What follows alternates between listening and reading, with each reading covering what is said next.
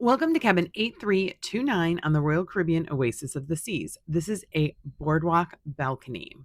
So heading into the room, you can see it's a little bit older. The Oasis of the Seas is 17 years old and it needs a little more storage, I think. It has these small shelves, which are good for cosmetics, sunscreen, deodorant, those type of things, but you're not going to be able to really store clothes there. They have updated it with some additional plugs, but there were no USB plugs.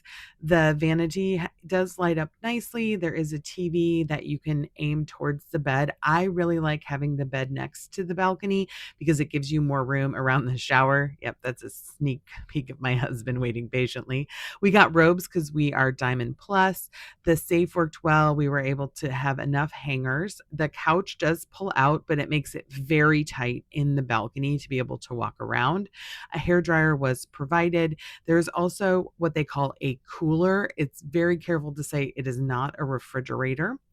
On either side of the bed, you have a nightstand and a light. There was a plug hidden behind the bed. If you have a CPAP, you can be able to access that by pulling the bed out, or the steward can help you. And then here is the view from your boardwalk balcony. It has two locks on the door. So if you have younger kids, it does have a higher lock. The balcony furniture was very comfortable. I like having the larger table. And then if you stand on the balcony, you have a great view of the AquaTheater. So that is really fun. I'm going to talk a little bit more about what that was like noise level, but you can also see playmakers and the carousel back to the music hall.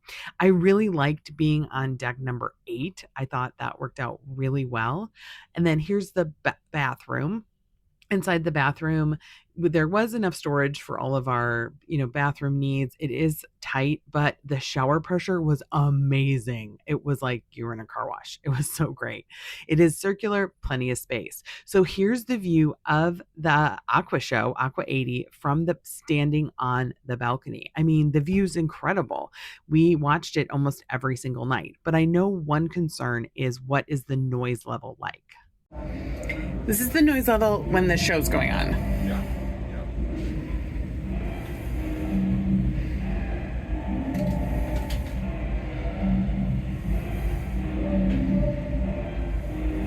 So what's my final verdict? I'm Angie, a cruise specialist that's been on 116 cruises, and I use my personal expertise to help travelers like you make great decisions for their next cruise vacation.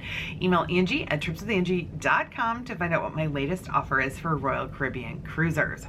In truth, I don't know if I would book a boardwalk balcony again. Now here, I'll be honest. Here's what I like it better than. I think it's better than an interior cabin. I think it's better than the cabin with the virtual balcony. I think it's better than the Central Park balcony. Now my husband disagrees with me there. So he actually liked this Central Park balcony better. He liked that it was quieter. He thought it was like a more gentle morning. He liked the people watching in the evening because Central Park is lit up beautifully. So he liked the Central Park balcony better. I like the boardwalk balcony better. And there are two main reasons I like the boardwalk balcony better. One is because you can see the ocean. I like being able to see the ocean. I like to know if we're moving, if we're already at port, if we're pulling away from port. All of those things you can't really tell when you're in a Central Park balcony. The other thing I surprisingly really enjoyed was being able to see the Aqua Show in the evenings. It was really fun on 2 different nights. We came back to the cabin around 10:45. The Aqua Show was going on. So we just got to peek our head out and see different parts of it. I love being able to see the behind the scenes. So we watch as they rig up the flyers. So we get this really cool behind the scenes look. Now it's important to note, not every boardwalk balcony cabin is going to have the view I had. You want to pick the balconies that are all the way at the back, as far aft as you can go, and those are the ones that are going to give you a better view because you can see around the slide really well. The other perk of the boardwalk balcony is the price.